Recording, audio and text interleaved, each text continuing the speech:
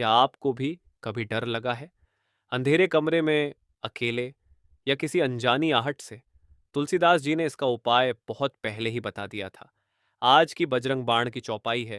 ये बजरंग बाण जपा है तुम तासो भूत प्रेत सब कापऊ। अर्थात जो भी श्रद्धालु नियम पूर्वक बजरंग बाण का पाठ करता है, उसके पास कोई भी भूत प्रेत, बुरी आत्मा या नकारात्मक ऊर्जा फटक तक नहीं सकती।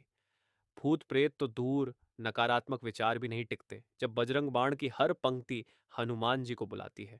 तो डर को छोड़िए और भरोसा कीजिए उस बजरंग बली पर, जो संकट में रक्षक बनकर आते हैं।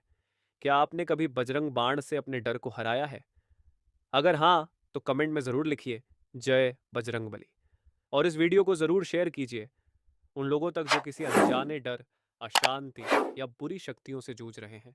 जय श्री राम, जय हनुमान।